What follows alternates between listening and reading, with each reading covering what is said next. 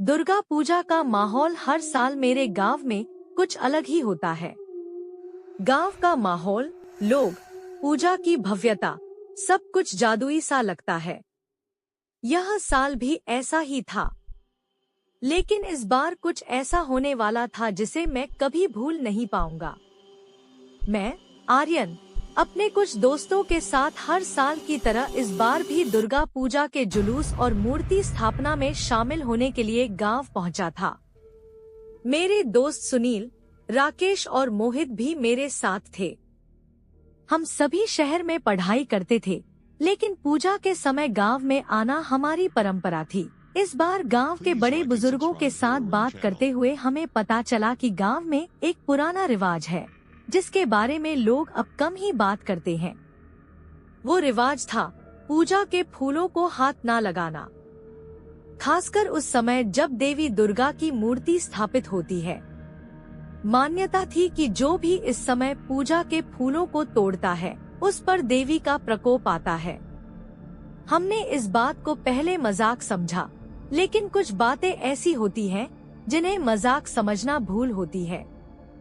हमने पहले दिन से ही मंडप की सजावट में हिस्सा लिया।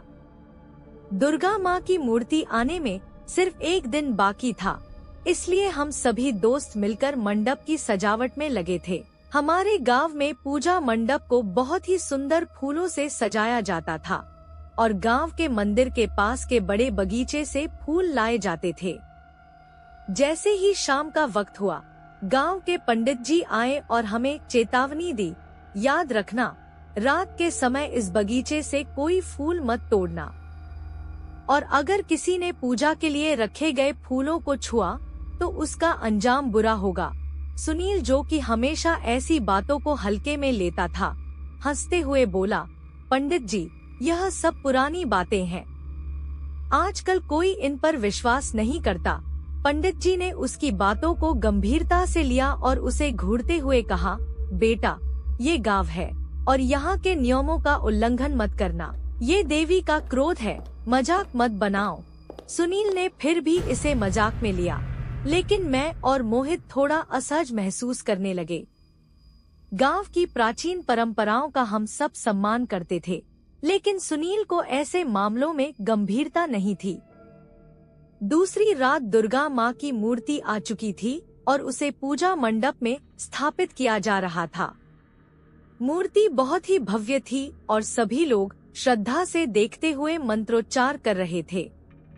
गांव के बगीचे से ताजे फूल लाकर मां को चढ़ाए गए थे और फूलों से मंडप की सजावट की जा रही थी।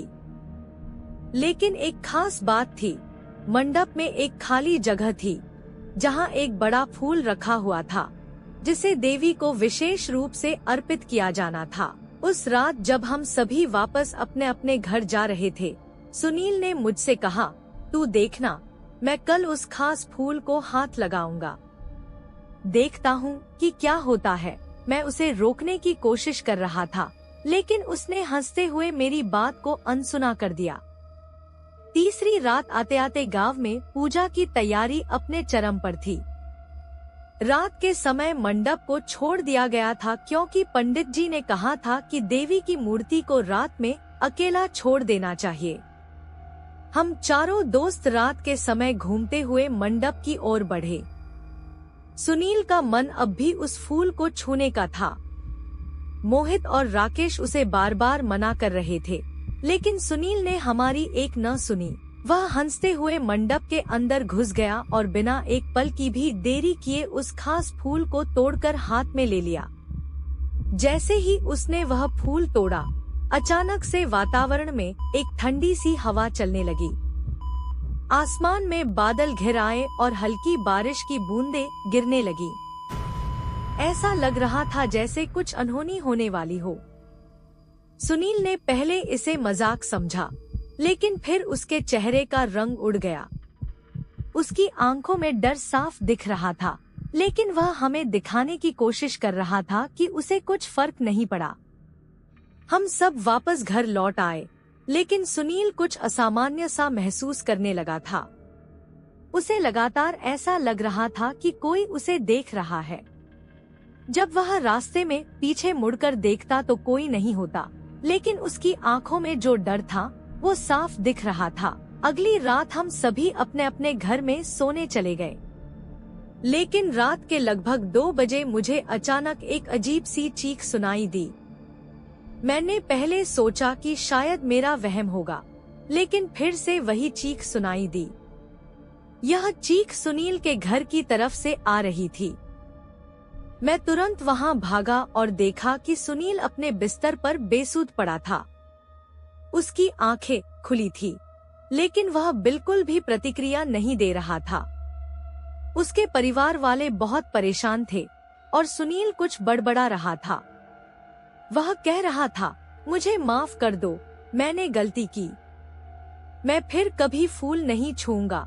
उसकी आवाज इतनी डरावनी थी कि मेरे रोंगटे खड़े हो गए। उसके परिवार ने पंडित जी को बुलाया और पंडित जी ने बताया कि सुनील ने देवी का अपमान किया है। उन्होंने कहा, जिस फूल को उसने तोड़ा है वह देवी को चढ़ाया जाने वाला विशेष फूल था और उसकी पूजा पूरी होने से पहले उसे छूना एक बड़ा पाप है। देवी ने इसे अपमान के रूप में लिया है। पंडित जी ने सुनील के लिए विशेष पूजा का इंतजाम किया, लेकिन उन्होंने कहा उसे देवी से माफी मांगनी होगी। लेकिन एक बात याद रखना, जो हुआ है उसका असर सिर्फ एक रात के बाद दिखेगा। 5वीं रात तक सुनील पूरी तरह से डरा हुआ था। उसने मुझसे और बाकी दोस्तों से कहा कि अब वो इस घटना को हल्के में नहीं ले रहा। वह बार बार कह रहा था कि उसे कोई औरत दिखती है जिसने सफेद साड़ी पहनी हुई है और वो लगातार उसे घूरती रहती है। हम सभी को चिंता हो रही थी, लेकिन उस रात हम सबने साथ में उसके घर पर रुकने का फैसला किया। रात के 12 बज चुके थे और अचानक एक जोरदार हवा का झोंका आया। सब कुछ शांत हो गया।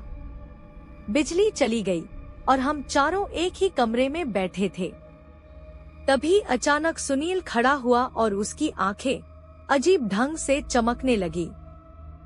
वह कुछ बड़बड़ाने लगा, फूल तोड़ने का अंजाम यही होता है। फिर अचानक से उसकी आवाज बदल गई। उसकी आवाज एक बूढ़ी औरत जैसी हो गई। वह हमें चेतावनी दे रहा था, कोई भी दुर्गा पूजा के फूलों को हाथ मत लगाना। यह पूजा देवी का सम्मान है और जो भी इसका अनादर करेगा उसका अंजाम बुरा होगा। हम सब इतने डरे हुए थे कि कोई हिल भी नहीं सका। कमरे में एक अजीब सी ठंडक महसूस हो रही थी। सुनील की आंखों में गुस्सा और डर दोनों साफ दिख रहे थे। अगली सुबह हम सब डर के मारे पंडित जी के पास गए। उन्होंने हमें बताया कि देवी का क्रोध केवल पूजा से शांत होगा। उन्होंने सुनील को देवी की मूर्ति के सामने जाकर माफी मांगने का आदेश दिया। हम सबने मिलकर सुनील को मंदिर तक पहुंचाया। वहां जाकर उसने देवी के सामने हाथ जोड़कर माफी मांगी और उस खास फूल को फिर से देवी के चरणों में अर्पित किया। उस दिन के बाद सुनील की हालत धीरे धीरे सुधरने लगी, लेकिन वह कभी उस घटना को भूल नहीं पाया। हम चारों दोस्तों के बीच यह घटना हमेशा के लिए एक डरावनी याद बनकर रह गई। उस दिन के बाद से हम सभी ने गांव की प्राचीन मान्यताओं और रिवाजों का आदर करना शुरू कर दिया। अब भी जब मैं दुर्गा पूजा के समय गांव जाता हूँ, तो मुझे वह रात याद आ जाती है। उस फूल को तोड़ने की गलती ने हम सबकी जिंदगी बदल दी।